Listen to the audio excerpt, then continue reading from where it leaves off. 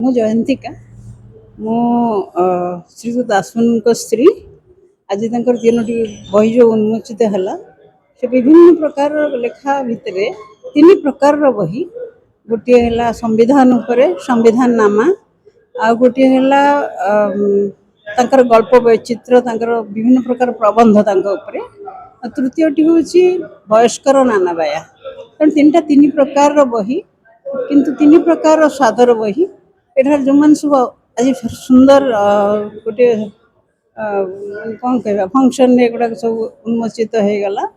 ଗୁଡ଼ାଏ ବହି ସେ ଲେଖିଲେ ବି ତିନି ପ୍ରକାରର ବହି ସୂଚାଉଛି ସେ ଯେକୌଣସି ସ୍ତରରେ ଲେଖିପାରନ୍ତି ଏବଂ ସେଇଥିପାଇଁ ତାଙ୍କୁ ଆମେ ବହୁତ ସବୁଆଡ଼ୁ ସ୍ନେହ ଶ୍ରଦ୍ଧା ମିଳିଛି। ଆଜି ଯେତିକି ଲୋକମାନେ ଏଠି ଆସିଛନ୍ତି ସେଥିରୁ ସେ ସୂଚାଉଛି ଯେ ତାଙ୍କ ପଛରେ ବହୁତ ଗୁଡ୍ ୱିଲ୍ ଅଛି, ତାଙ୍କୁ ସମସ୍ତେ ବହୁତ ଭଲ ପାଆନ୍ତି। ଶ୍ରୀଯୁକ୍ତ ସୌମ୍ୟରଞ୍ଜନ ପଟ୍ଟନାୟକଙ୍କର ଆତିଥ୍ୟରେ ଏବଂ ଦେବପ୍ରସାଦ ଦାସ, ତାପରେ ଥିଲେ ଜି ପଟ୍ଟନାୟକ, ଆଉ ତାପରେ ସୂର୍ଯ୍ୟନାରାୟଣ ମିଶ୍ର, ମାନେ ସମସ୍ତେ ବହୁତ ଭଲ କହିଲେ ଏବଂ ଆଜିର ଯେଉଁ ଫଙ୍କସନ୍ଟି ବହୁତ ସୁନ୍ଦର ଲାଗିଲା, ଭଲ ଲାଗିଲା। ମୋତେ ବି ନିଜକୁ ସେମାନେ ସମ୍ବର୍ଦ୍ଧିତ କଲେ, ସେଥିପାଇଁ ମୋତେ ନିଜକୁ ଟିକେ ବହୁତ ଭଲ ଲାଗିଛି।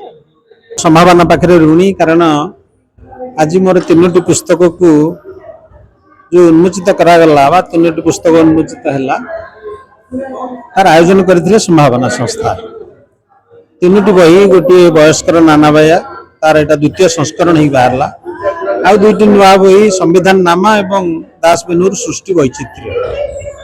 ସମ୍ବିଧାନ ନାମା 69ଟି ଅଛି, 69 ପ୍ରବନ୍ଧର ସମାହାର, ଯେଉଁଗୁଡ଼ିକ ସମ୍ବାଦରେ ବାହାରିଥିଲା ସମ୍ବିଧାନ ବିଷୟକ, ବର୍ତ୍ତମାନର ରାଜନୀତି, ବର୍ତ୍ତମାନର ସାମ୍ବିଧାନିକ ବ୍ୟବସ୍ଥା ଯେମିତି ଚାଲିଛି ସେ ସବୁକୁ ନେଇକିରି ସେ ଗୋଟେ ସଂକଳନ।